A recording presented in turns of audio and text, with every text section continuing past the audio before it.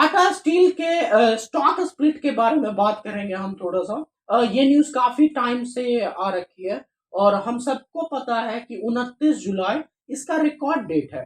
तो लोगों को ना कुछ कंफ्यूजन रहती है हमेशा कि ये रिकॉर्ड डेट क्या है, एक्स डेट क्या है, मतलब एक्स स्प्लिट डेट क्या है। सिमिलरली अगर बोनस शेयर इश्यू होता है तो उसमें एक्स बोनस डेट क्या है, अनाउंसमेंट डेट क्या है।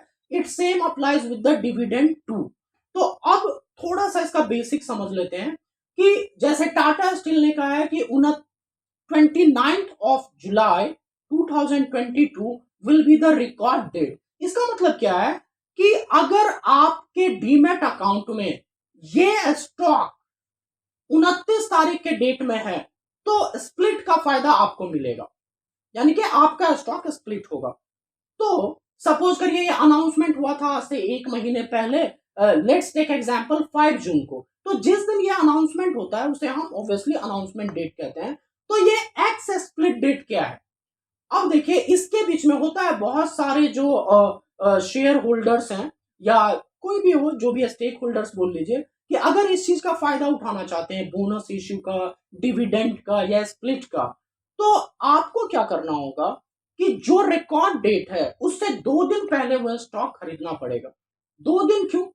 क्योंकि अभी जो ट्रांजैक्शन सेटल होता है, जो सेटलमेंट का टाइम है वो T+2 है। T+2 का मतलब कि अगर मैं 27 जुलाई को टाटा स्टील का स्टॉक खरीदता हूं तो वो मेरे डीमेट अकाउंट में 28 जुलाई को रिफ्लेक्ट नहीं होगा, 29 जुलाई को रिफ्लेक्ट होगा। और अगर वो रिफ्लेक्ट हो रहा है तो it means I am eligible for that stock split, right. अगर मैं वो खरीदता ही 28 जुलाई को हूं तो फिर वो मेरे अकाउंट में कब रिफ्लेक्ट होगा? 30 जुलाई को। तो फिर ये स्प्लिट का फायदा मुझे नहीं मिलेगा, या डिविडेंड होता तो मुझे नहीं मिलता, राइट। सो ये तो बात हो गई एक्स डेट क्या है, रिकॉर्ड डेट क्या है और अनाउंसमेंट डेट क्या है। अब हम बात करते हैं कि स्प्लिट स्टॉक स्प्लिट होने से फायदा होता है या नुकसान होता है। तो अब जैसा हमने देखा है कि अनाउंसमेंट किया गया है कि टाटा स्टील का स्टॉक 1:10 में स्प्लिट होगा। इसका मतलब क्या है कि अगर आपके पास एक स्टॉक है टाटा स्टील के तो आपके टोटल वो 10 स्टॉक हो जाएंगे। तो अब काफी लोगों को लगता है ये तो बहुत फायदे वाली बात है कि हमारे पास एक स्टॉक थे अब 10 हो जाएंगे। एक्चुअली इसमें तो कोई फायदा होता नहीं है। ये एक्चुअली एक सिर्फ अकाउंटिंग ट्रीटमेंट में थोड़े बहुत डिफरेंसेस हैं और कुछ भी नहीं है। क्योंकि जनरली क्या होता है, जब कंपनी को लगता है कि उसके स्टॉक का प्राइस काफी ज्यादा है, ज्यादा इन द सेंस डिपेंड करता है कि अब उसमें जो पोटेंशियल इन्वेस्टर हैं जो आना चाह रहे हैं बट हाई प्राइस की वजह से नहीं आ पाते हैं। जैसे इसका बेस्ट एग्जांपल है MRF। अगर आप देखो तो उसका स्टॉक लगभग 70,000, 80,000, इवन 90,000 तक भी गया हुआ है। तो वो इन्वेस्टर्स के लिए अफोर्डेबल नहीं होता है बाय करना। तो इसलिए कंपनी क्या करती है कि उसको स्प्लिट कर देती है। तो अब इसका ट्रीटमेंट कैसे होता है कि अगर आपके पास जैसे 29 तारीख रिकॉर्ड डेट है, राइट, तो 28 तारीख को जब मार्केट क्लोज होगा, जिस भी प्राइस पे वो स्टॉक बंद होता है, for example suppose Tata steel का प्राइस उस दिन 1000 पे क्लोज हुआ, तो जब 29 जुलाई को मार्केट ओपन होगा तो चूंकि ये स्प्लिट 1:10 में है तो आपके स्टॉक 1 से 10 हो जाएंगे। सिमिलरली उस स्टॉक का प्राइस 10 टाइम्स कम हो जाएगा। इट मींस अगर वो 1000 का है तो 29 तारीख को जब मार्केट ओपन होगा तो आपको जो आपके डिमेट अकाउंट में या जहां भी आप प्राइस चेक करते हैं आप देखेंगे टाटा स्टील का प्राइस कितना हो गया है, 100 का। तो अब इसका फायदा क्या हुआ? कुछ भी नहीं। हाँ, हो सकता है कि अब अफोर्डेबल है और लोग आ जाएं, डिमांड करे, ट्रेड वॉल्यूम बढ़ जाए तो थोड़े बहुत परसेंटेज बढ़ सकते, हो सकता है 102, 3, 4, 5 हो जाए और आगे फ्यूचर में पोटेंशियल है बढ़ेगा, वो बाद की बात है। बट उस डे पे बस यही चेंजेस आता है। अब जो बुक्स ऑफ अकाउंट है कंपनी की उसमें क्या चेंजेस आते हैं? तो इसमें जब भी आप बैलेंस शीट देखेंगे और जहां पे शेयर कैपिटल वर्ड मेंशन होता है तो उसमें लिखा होता है कि कितने शेयर्स, इक्विटी शेयर्स कंपनी के आउटस्टैंडिंग हैं, यानी कि मार्केट में सर्कुलेट हो रहे हैं, अवेलेबल हैं, और उसका फेस वैल्यू क्या है।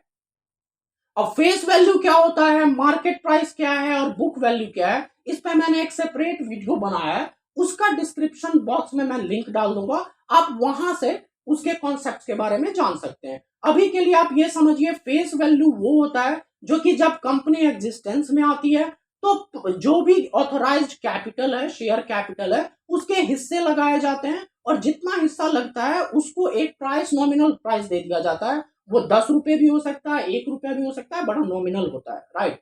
सो अब सपोज करिए कि फेस वैल्यू टाटा स्टील के स्टॉक का 10 रुपीज है, राइट। तो अब अकाउंटिंग ट्रीटमेंट क्या होगा, और आउटस्टैंडिंग शेयर मान लीजिए मार्केट में 1 लाख है, तो शेयर कितना हो जाएगा अब 10 लाख, और वो जो फेस वैल्यू है 10 रुपए से वो 1 रुपया हो जाएगा। तो यानी कि वहां भी शेयर कैपिटल में कोई फर्क नहीं आया है।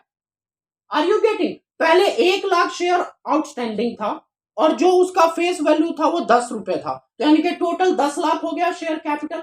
अब क्या हुआ, शेयर टोटल आउटस्टैंडिंग स्प्लिट की वजह से तो 10 लाख हो गए, बट अब जो फेस वैल्यू है वो 10 रुपए से 1 हो गया, तो यानी कि वापस से 10 lakh into 1 share capital is equal to 10 lakh. कोई चेंजेस नहीं आता है शेयर कैपिटल में भी। तो बस फिर ऐसा करती है क्यों है कंपनी, मैंने आपको बताया ये इसलिए करती है ताकि उस स्टॉक को ज्यादा लिक्विडिटी के लिए अफोर्डेबल बनाया जाए, ताकि और इन्वेस्टर्स एंटर करें, उसकी ट्रेडिंग वॉल्यूम बढ़े और आगे फ्यूचर पोटेंशियल होता है तो उसमें स्टॉक प्राइसेस आगे बढ़ेंगे, ज्यादा से ज्यादा इन्वेस्टर्स आते हैं इसमें, और दूसरी कोई वजह नहीं है। और दूसरा एक टर्म हम यूज करते हैं जिसे हम रिवर्स स्प्लिट बोलते हैं। अब रिवर्स स्प्लिट क्या है, सेम इसका उल्टा कॉन्सेप्ट है कि अगर कोई पेनी स्टॉक है जो कम वैल्यू पे ट्रेड कर रहा है तो उसको क्या करती है, आप सपोज करो 10 स्टॉक है वो एक में कन्वर्ट हो जाएगा, यानी कि उसका प्राइस बढ़ जाएगा, ताकि लोगों को, जैसे पेनी स्टॉक को जनरली लोग अवॉइड करते हैं, उन्हें लगता है कि जो भी रीजन हो प्राइस कम होने की वजह से, फंडामेंटल्स हमें हमेशा चेक करना चाहिए, प्राइस ही हमेशा रियल पिक्चर नहीं दिखाता है। बट रिवर्स स्प्लिट इसीलिए किया जाता है कि उसके प्राइस को एक लेवल पे एटलीस्ट बना के रखा जाए फॉर द सेम रीजन, ताकि इन्वेस्टर्स को अट्रैक्ट किया जा सके। होप जो भी मैंने बताया आपको कॉन्सेप्ट क्लियर होगा। अगर इसमें कोई डाउट आता है तो आप मुझे कमेंट बॉक्स में लिख के पूछ सकते हैं, बता सकते हैं। Thank you so much.